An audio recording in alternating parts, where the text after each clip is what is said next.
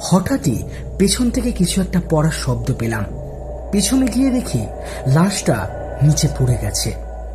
আমি লাশের আত্মীয়দের জিজ্ঞাসা করলাম, কি করে বডি নিচে পড়ল? তারা বলল, জানি না, হঠাৎই কেমন করে পড়ে গেল। এরপর আমি আবার গাড়ি চালাতে লাগলাম। কিছুক্ষণ সব ঠিকঠাক ছিল, কিন্তু হঠাৎই মনে হলো গাড়ির ছাদে যেন কিছু উড়ে এসে পড়ল।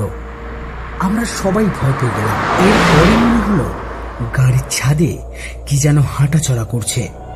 কে হাঁটাচলা করছে সেটা দেখার মতো আমার আর সাহস নেই, তাই চুপচাপ গাড়ি চালাতে লাগলাম। আমি এক মনে গাড়ি চালাচ্ছি। গাড়ির পিছনে লাশের বাড়ির লোক বসে আছে, কিন্তু হঠাৎই গাড়ির পেছনের দরজাটা কেমন করে যেন খুলে গেল।